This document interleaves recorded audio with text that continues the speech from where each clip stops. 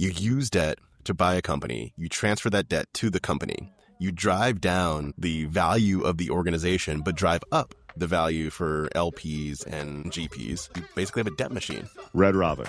Yum.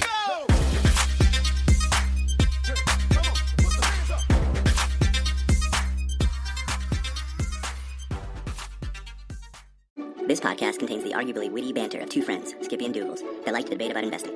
The content is intended to be entertaining and for informational purposes only, not investment advice. You should do your own research and consult a financial professional before using any of the information in this podcast, and especially before investing. Skippy and Doogles back into Hid House. Stop what you're doing right now. As I always say, it's important, people. It's more important than you realize. Please rate and review the podcast. It helps so much for people to find the show. Rate, review. Listener mail, skippydoogles@gmail.com. Follow us on everything. @Skippy Doogles is our handle on Instagram, Twitter, YouTube. You can find us. This week, we're talking about, first, the big, beautiful bill. We're not going to go through the whole thing. You can find many overviews in other places, but there's a part of it about Trump accounts, and we want to touch on that piece specifically. Then we're going to talk about private equity a little bit, and then round it out with incentivized stupidity. That's the episode for this week. Big, beautiful bill. I know you're excited about it. Yeah, Douglas is on vacation, so he did what any rational person would do and read some congressional legislation. Like, what is wrong with you? Reading congressional legislation in a foreign country is the way to go, man. And I'm in Ireland, so I had to translate it to Gaelic, so I could just go line by line. It's wonderful. Tell me about it. I know the basics. Can we do it? I know you want to talk about, I refuse to call them Trump accounts because they aren't. I know you want to talk about the investment accounts, and that's interesting. I think they should be more than $1,000, but that's a different topic. Can you give me a basic overview of what you learned about? Well, I will. But first, before I do, because I went into the bill and read through the section about this. And after reading through the section, they're different than what I thought that they were. So before we get them in, can you give me what you think they are based on what you've read so far? Yeah, I thought they were the Brad Gessler of the BG2 podcast and his investment firm. I thought they were what he has been pitching, which is an investment account given to all American citizens on birth. He talked about more than $1,000 initially, I think like $5,000. That gets directly invested in the S&P, and the pitch is allows all of Americans to share in commercial prosperity of the businesses. It's basically trying to get more participation. Is that fair? Yeah. So one is born, and the U.S. government funds $1,000 into their account that grows with the S&P 500, and that automatically buys the S&P like on day of birth or something, right? Yep. Okay. What I thought it was too. That is not what this is. That's not it? That is not it. That is what I thought it was. Okay, so the part that is accurate is anyone that's born after 12/31 of last year, so 12/31/2024, you're born, you can open this account. What the government gives you the ability to do is open this account. Isn't this on Robinhood too? Since we live in like cartoon times, it's only you on have Robinhood. to open it either on Robinhood or in Coinbase. No, I'm joking. No, you don't have to do that. But it gives the ability to open the account. That is all that the government provides you with is the account. Then it's funded by, you can fund it. Anyone can fund it. Like a relative, you as a parent can fund it. Wait. There's no funding? There's no funding from the government. No, there's no funding. So, and this is the part that confused me the most because I thought it was what you stated. So it operates kind of like an IRA. If you think about this as an IRA, it operates kind of like an IRA. So you get this account. There are a few big differences, but one big difference between this and a custodial IRA, because folks may know, if you have a child that is under the age of 18, you can open up a custodial IRA. So long as they earn income, they can put as much income as they earn in that year into an IRA. This eliminates the earned income element of it because you're a baby. So you can open up this account, you can start funding it. At birth, you can fund it up to $1,000.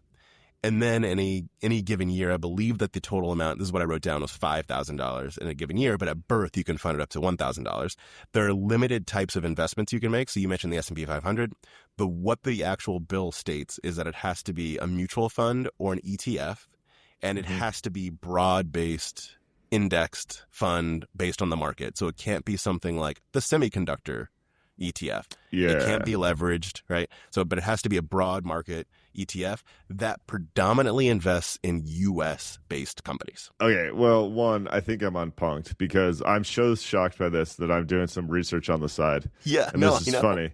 In perplexity, I meant to type Trump accounts, but I typed Trumpo accounts. It still figured it out. In bold, Douglas, it's telling me that the federal government will make a one-time $1,000 contribution to each eligible child's account. How does that? I read through this a few times because it was the same for me. Because like if that doesn't happen, the rest is complete hogwash. Here's some other from the quick research. Like it looks like you allow 5-time or additional private contributions of up to $5,000 per year from other like parents or relatives, which is nice. Yep. But that's right. At what point is this different than, I don't know, your typical college savings account? It's really not, right? They are different. So, because the two questions that start to make sense, right? One is what you just stated. I think one is, how is this different than a custodial IRA? Mm-hmm. And the other is, how is this different than like a 529 or some other account there? Yeah. So there are a few key differences. Let me back up for a moment and I'll tackle these as I go through. So Trump accounts, one, they specify very clearly this is a test. So things could change, things will shift. They're trying to figure out whether or not this will end up working. So it's a test. They released Trump accounts on beta. This is what they're saying. On beta. The baby has to be born after December 31st of 2024. When the baby is born, up to $1,000 can be put into the account at that time. After that, it's $5,000 that can be added every year. Sure.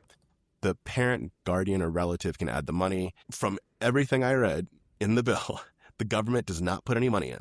The funding comes from the parent, guardian, relative. They just allow the account to exist. Now, that's what I read. This is like, I'm interrupted now. This is the best punked episode you've ever done for me.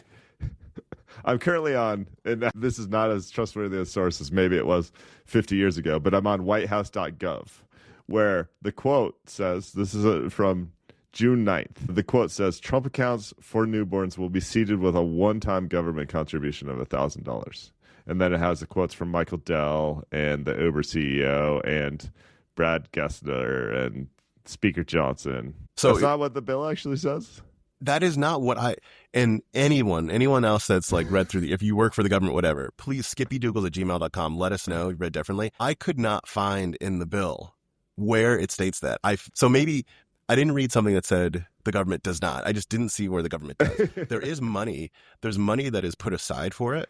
But anything about elections in here, contributions in here, talks about contributions by relatives, et cetera. Like I just did not find anything that said it. Yeah. So please send me.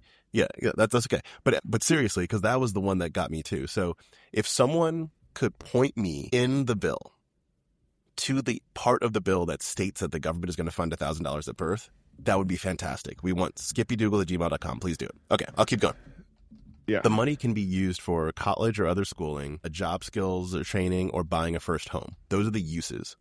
If you pull it out for other reasons, you get a penalty. Let's say those again. College or other schooling. Okay. First home, and like job skills training. This is just like exactly a Coverdale education savings account. Yeah, but it's not. It's also not. So you have more restricted. We'll get there. Okay. It grows tax-free, at least from a federal perspective, right? Grows tax-free. I don't know about states. And then we compare, first I'll say to an IRA. IRA, you need earned income. Here you don't need earned income. You can make $1,000 at birth, up to $5,000 per year afterwards. The IRA limit is higher than that afterwards, but depending on earned income, of course. Basically the same tax treatment. There's a difference in use cases. So that's like that's a big difference. Whereas the IRA, 59.5 is the retirement age, or first home, some educational. There's some stuff there, but there's differences in allowed uses. Okay. The control of funds, right, depending on what the age of majority is, both could switch over. So that's the IRA. For 529 specifically, I'm actually not as familiar with the Coverdale. I know you have one for at least one of your kids. I don't. So I thought about this from a 529 perspective. There's a narrower like use case for a 529 than you have here. So that's one big difference. So here you can have like college, trade school, job training, first home, right? So it's a bit broader than you have for 529. The contributions are also different, up to $5,000 a year, whereas for 529s, you can put up to 5 years amount in. So like at one point you could put $75K in if you wanted. So that's a bit different. And then I talked about this kind of applies to both depending on what your options are for your 529. But in IRA, this is especially true, is you have a much narrower set of investments that you can make in the Trump account. In an IRA, if you have an IRA, you can invest in individual stocks. In the Trump account, as of right now, you have to invest in a broad-based index fund that is predominantly U.S.-based companies. So it's quite different there. So those are, yep, go ahead. We have to talk about this predominantly based U.S. funds because could go a lot of ways. But I think I found it. Section 6434 in the Trump Accounts Contribution Pilot Program in the big text. Oh, hold on. Okay, 6434? Section 6430. In the case of an individual who makes an election under this section with respect to an eligible child of the individual, such eligible child shall be treated as making a payment against the tax imposed by subtitle A in an amount equal to $1,000. So that's a garbage paragraph, right? And that almost talks more about the tax consequence than the thing, but it certainly seems to imply. It says the child is treated as making a payment. Because the child received $1,000 contribution, right? That might be it. You might be right there. What I did not find is something that said the government will make $1,000 payment on a child's behalf. And maybe this could be that I am just really bad, which would not be surprising. I'm just really bad at reading bills in government language. That could be it.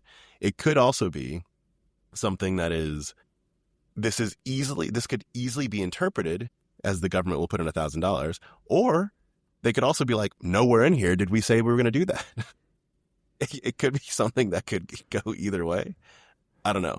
But everything I read outside of when I came to the bill said that it was going to be $1,000 account that was given to every child. And I just did not see that clean language in here. You're so right. I don't see it either. It doesn't make for a great podcast to like dive into the language of the bill. But as I look at the potential inflation adjustment language, that is very bizarre as well. Anyway.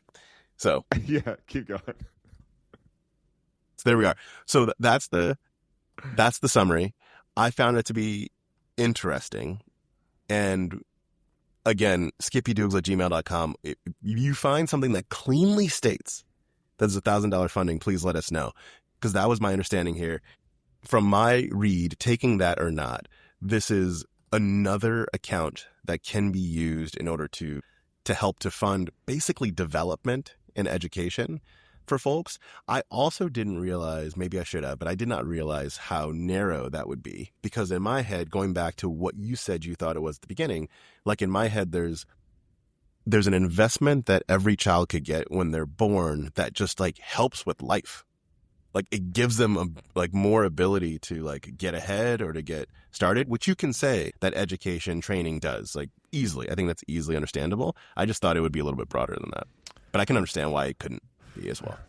Let me get angry for a second. The idea behind having more people learn about investing is a great idea. This show is fully in favor of that.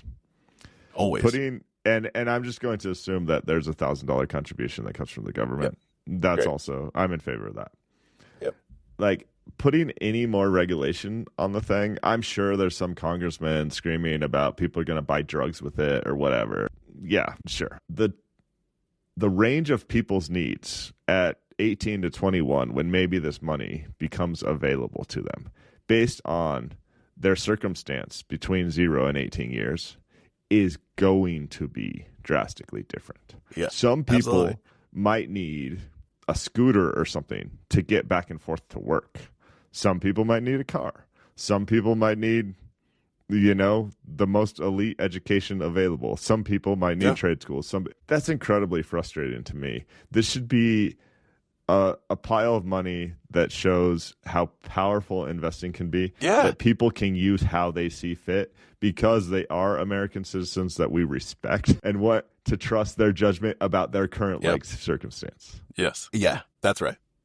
That's right. I think we're agreed on that. I've got nothing else to say. It's a new Coverdale ESA. It's why'd you make me talk about this? I'm so frustrated, and I liked it better when naivety was bliss, and I actually thought this was clean language. Do you want to talk any more about the triple B? No, I think because there's so much to talk. There's so much in this bill. It's a almost 900 page bill. There's so much to talk about, but so much of it, most of it, just gets into like political elements. The things we could talk about, but I don't have any interest right now, or like the clean energy side of it. Like that's something that actually does have to do with investing. There's a little bit about 529s, but I think I'm good to move on to the next topic if you are. I'm going to drag you into one thing that I find interesting. Okay, sounds Based good. on recent history, this is much higher level than the actual bill. Recent history, there's two dominant political parties in this country, and I'm not even going to name them. And they both seem to believe that there is no reason to spend near the amount of receipts that show up. They both seem to believe we're going to spend significantly more than the money that shows up. But then what they want to do with that deficit are two entirely different. Like they're political opposites. Yep. And I think the way I'd say is I can't wait for more data to come out about those approaches to see. Everyone says if we spend more than we bring in, it's okay. They say it's okay for different reasons, but the current bill says it's okay because we're going to grow our way out of it. And the parallel here, Dougals, is like the startup. Okay, there's a lot of startups that raise $10 million and spend as if they raised $50 million. Sorry, that's an exaggeration. Let's say they spend as if they raised $20 million. Yep. And a few of those make it out, right? Yep. In retrospect, Meta's just the easiest one to talk about. It was Facebook at the time, but it like the amount of attention that it could capture of the human brain and what that enabled for advertising was such an obvious slam dunk that there's literally Zuckerberg could have spent infinity amounts of money and he still would have grown out of it, right? In my startup parallels, I think that's like there's 5% of the companies, maybe less, that can do that. Meaning you have a 19 out of 20 chance of failure. I'm not trying to be doom and gloom here, but I don't know that I see the same use case here. I don't know that I see the clear data for we can grow our way out of spending like this. Let me push even further into the direction that you're going. Is if you take the simple equation of what growth is, like GDP growth, forget all the stuff that goes into GDP, but just think about it as revenue for the country. If we think about that, the GDP growth is the number of people that are doing the thing, like creating the money, and the amount of money per person that they're creating, right? GDP per capita. If you just take it simply. So you like increase productivity, you increase number of people that are being productive. Growing the way out, you'd have to say one of those you really need to juice. And historically, the population growth has been a pretty big primary component there. And population growth in the U.S. right now is minutia, and we are greatly restricting the number of people that can come into the country. So there also isn't all of the juice that is coming in to say that we're going to grow. It's if you go to the startup example, it's like if Zuckerberg said we're going to spend because such a great business model, but actually I'm going to stop our sales team. Yeah, like we're not hiring. We're going to spend that $20 million over 6 months, but we're not actually hiring any salespeople or any engineers to build the foundation. Yeah, exactly. So where does the growth come from? Guess we'll find out. Yeah, that's all right. Time will tell. My tax breaks, Douglas. It's going to be great. You just wait. Okay, let's have some fun with this. This is, I'm pulling out of my fishbowl, but it's really all related. Pulling out of my fishbowl a picture, which I sent you this week, that I thought came from The Onion. It actually came from the New York Times, and then I validated the source several different places. This picture was actually snapped by a guy named Doug Mills at the New York Times. This is the White House press secretary holding up a 8.5 by 11 piece of paper that says World Central Bank Rates. And then I'm going to try and read this handwriting. It lists like 40 of the countries in the world from lowest central bank rates to highest. And I believe it says, Jerome, you are, as usual, too late, in quotes. You have cost the USA, I can't read that word, dearly. You have cost the USA dearly, something, I don't know, and continue to do so. You should lower the rate by a lot, hundreds of billions of dollars.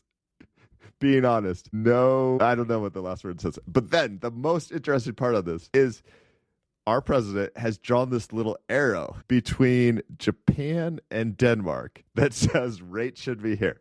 All right, this is amazing. This is what podcasts like us dream of, Doogles. Do you know why? No president has ever been like, not only am I going to criticize the independent neutral party that has an entirely different mandate that I have, which is the central bank. Not only are we going to do that, I'm going to actually identify a range which I think rates should be. So he is very clearly saying, like on a billboard, he's saying he believes the central bank rate for the U.S. should be somewhere between 0.5% and 1.75%. This is fascinating because this tells you about all his potential actions that may be coming. And it also tells you the target, like when he might be satisfied. Which is far away from where we are. Oh, no, I mean, not even close. And which would be a historically low rate period, not so much in the last 10 to 15 years, but like if you look at a 50 to 100-year time frame, this is like as low as it ever goes. These rates are so low that they would encourage speculation in the stock market, and we've been there. People talk about the everything bubble and the zero interest rate period. Like, he wants us back to effectively zero interest rates. And I don't care who the president is. If someone says the primary thing, one of the primary things, I shouldn't say one of the primary things that I'm going to run on and say I'm going to do is decrease prices. I'm going to lower, or no, he does actually say decrease prices, but I'll actually say lower inflation because that's really what we're talking about. It's not necessarily decreasing prices. If someone said the opposite, if they said what I want to do is increase the rate of inflation, what I tell them to do is this. I'd say there are three primary things. One, lower interest rates. Yep. Two, increase government spending. And three, throw tariffs up the wazizi on every country. Like, that is what I would tell someone to do if they wanted to increase the rate of inflation. So similar to the growth conversation that we have, this is also one where I just go, like, the inputs and the outputs that we're saying that we want and the inputs of how we're talking about getting anywhere just don't match up. Yeah, but this is why the central bank is an independent third party. Exactly. Because when the last political party passed legislation that had a huge deficit, the current political party in power screamed that that was going to cause inflation. My point is, politicians can't help themselves, right? So that's why you then don't let the politicians set the central bank rate, because you're concocting a perfect cocktail of not inflation's one thing, just like blowing up the economy.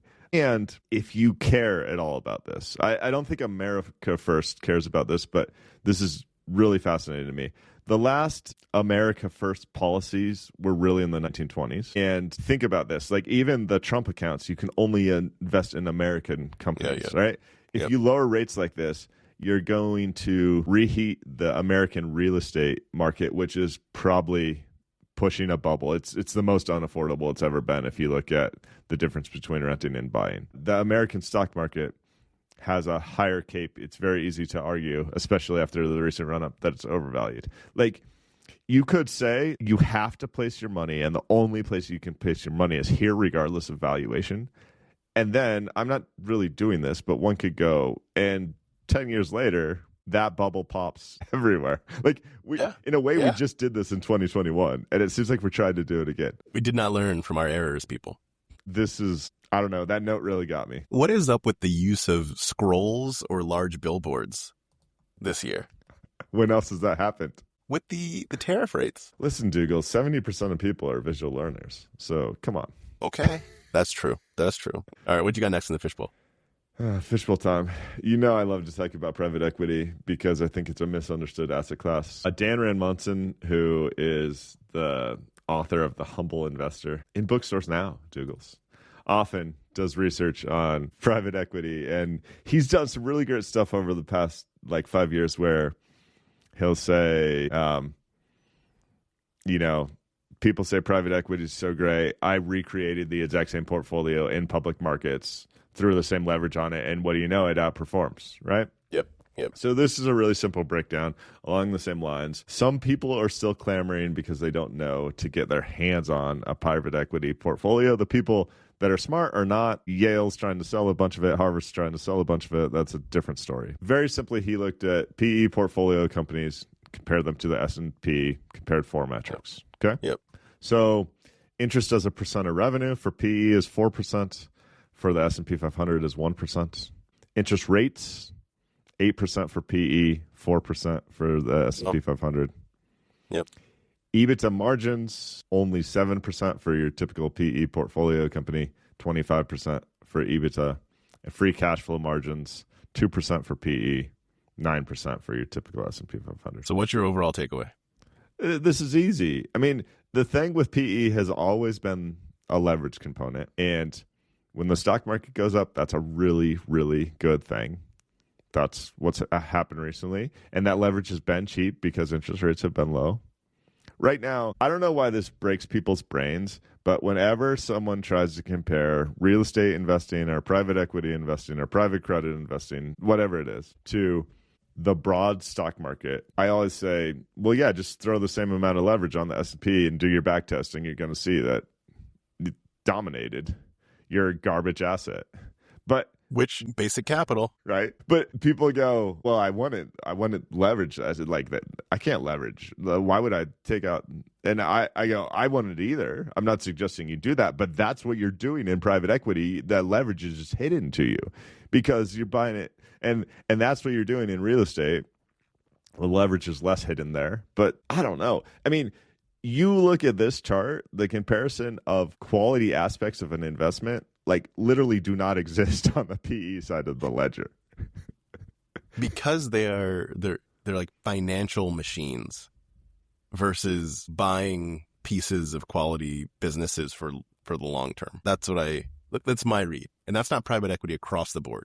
I shouldn't throw every private equity organization in there, but for the most Pretty part, much is. yeah, the big ones, like the really big ones, like you use debt to buy a company, you transfer that debt to the company, you drive down the value of the organization, but drive up the value for LPs and GPs. And so therefore you basically have a debt machine. That's what it is. And you just find more assets that you can buy and send into the ground. Red Robin. Yum. There's so many examples. I beat a dead horse there. It's just not for me. If it's for you, that's great. But just know what you're getting into. Have to. You gotta know. You gotta know. Are we ready for the last topic? Okay.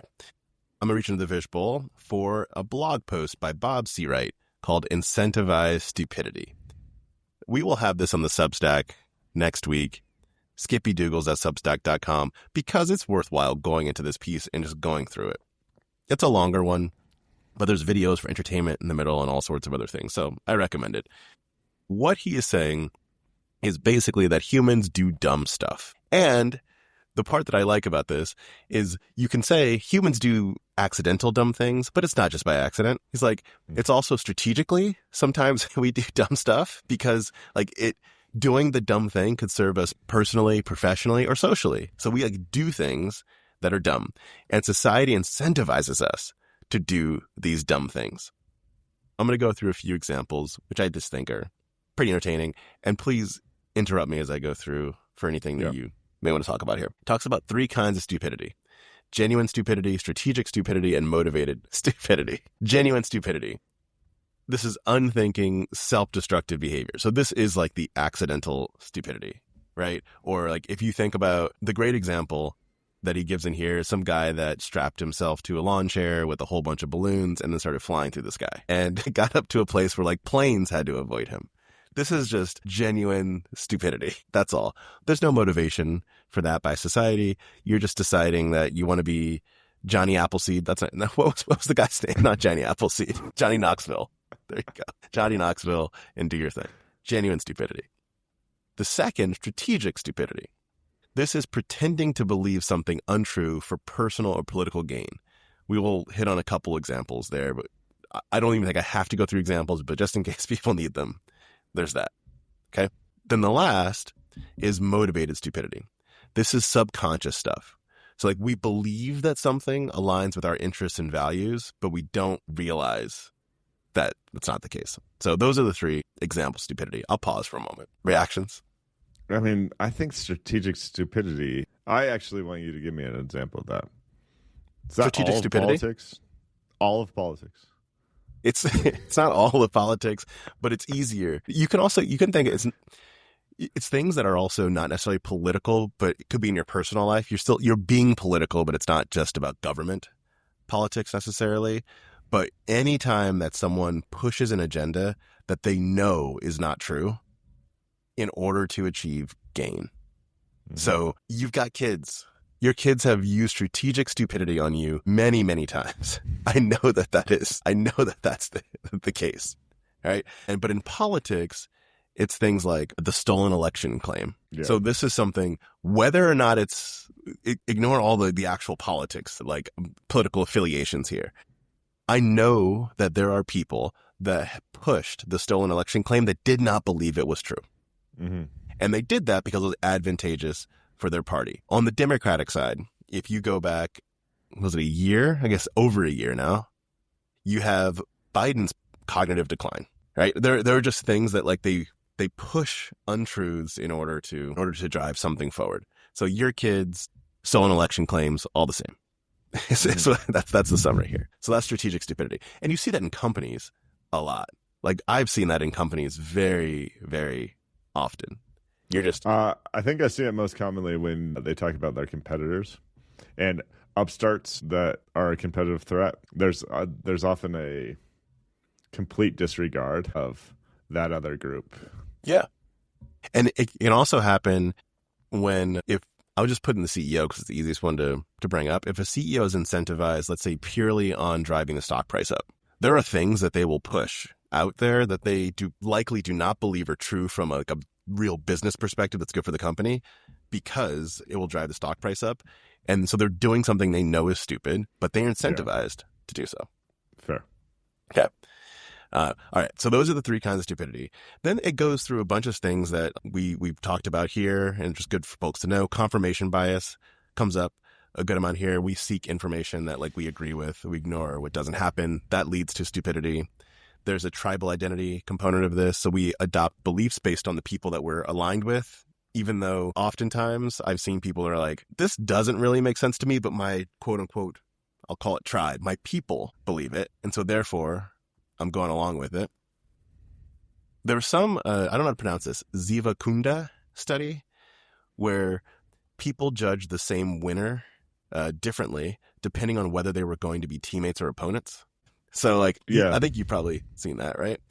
And then flat earth experiments. Believers try to disprove results that didn't match their own beliefs, even when their own tests contradicted them. So there's some referenced like experiments and stuff that were mentioned there. We're going to say something about the Zivakunda? No, but it makes sense. So often, what's the rule of thumb? Like how many milliseconds within a first impression do you make some judgment about a person, right? If that judgment is tilted by how they're initially introduced to you, it's very easy to follow that you could have favorable or less favorable reactions to their winning based on your initial introduction, right?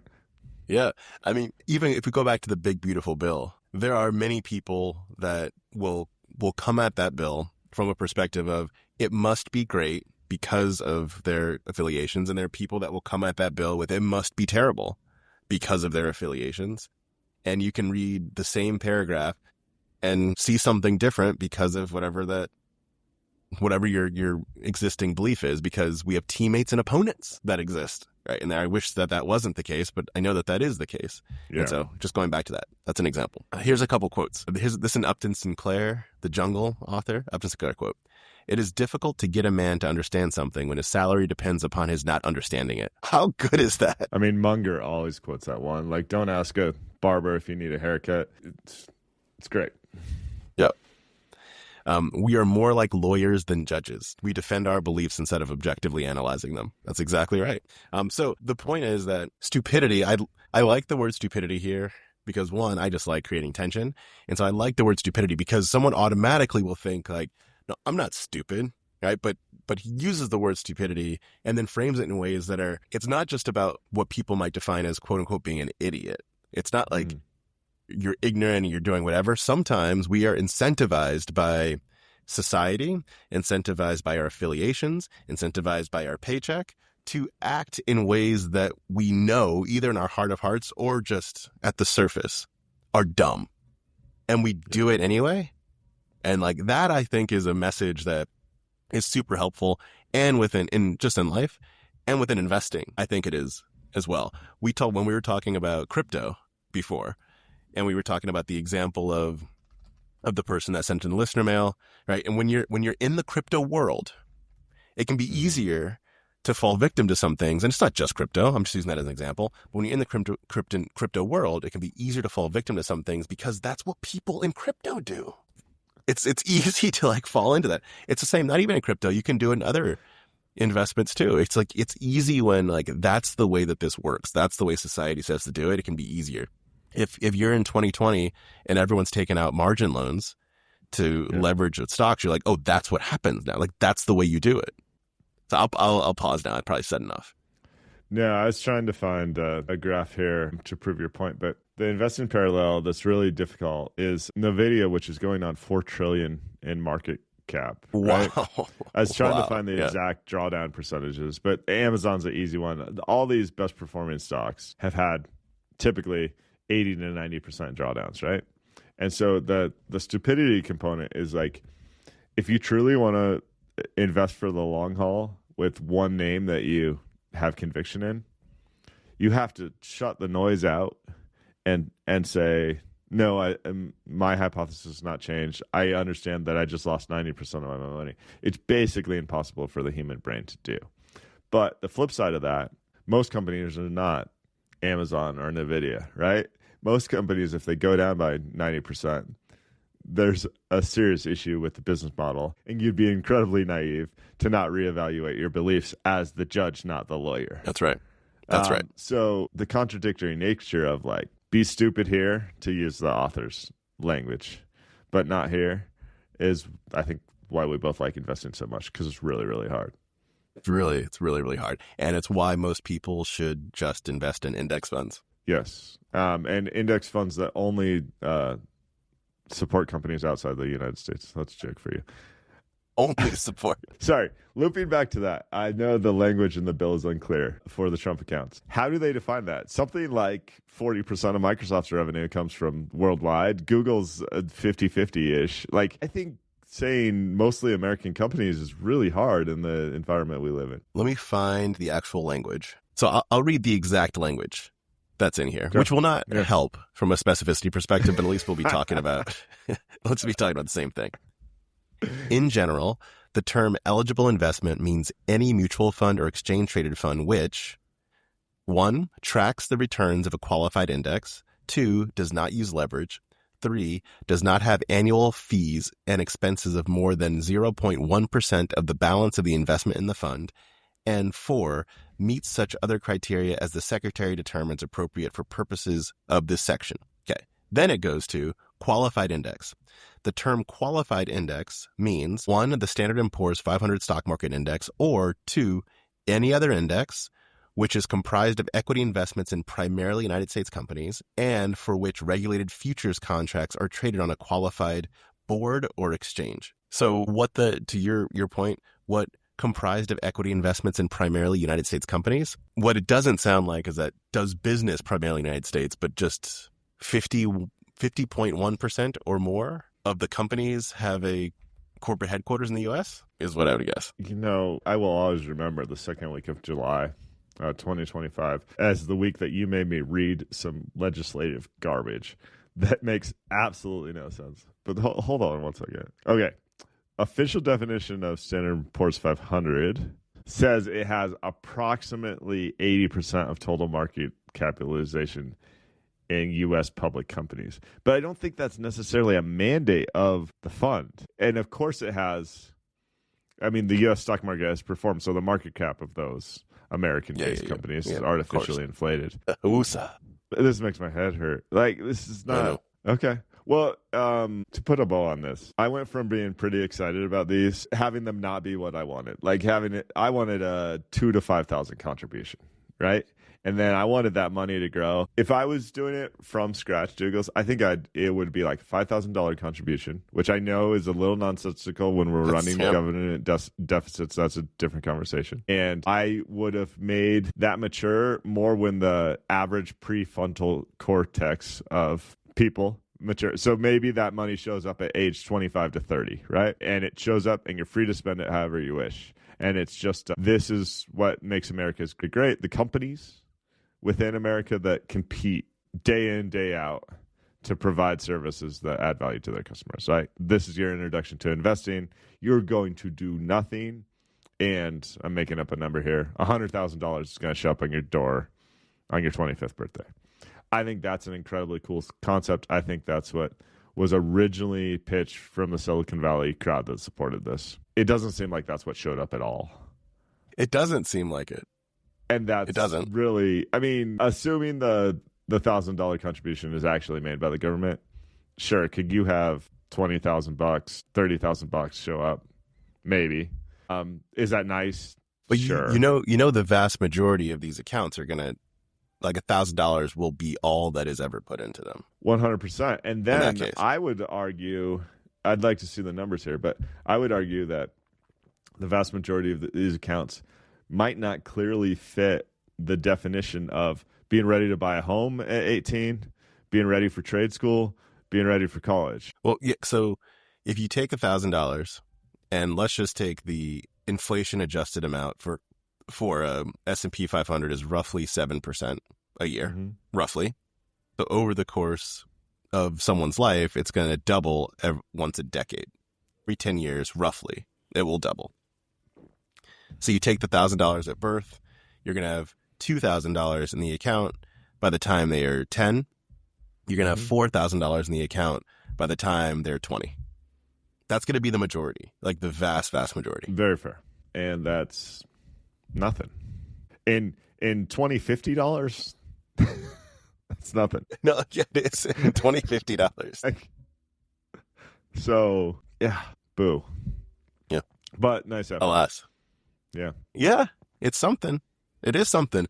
I do think the specificity, like when you dive into the specifics, does not map to what I thought it was or what people intended at the beginning. But you could say that there's something to the fact that we're trying a thing, and maybe that means we can improve on what that thing is in the future. This is all that could get past today, but in a different environment, maybe something else could get past. All right.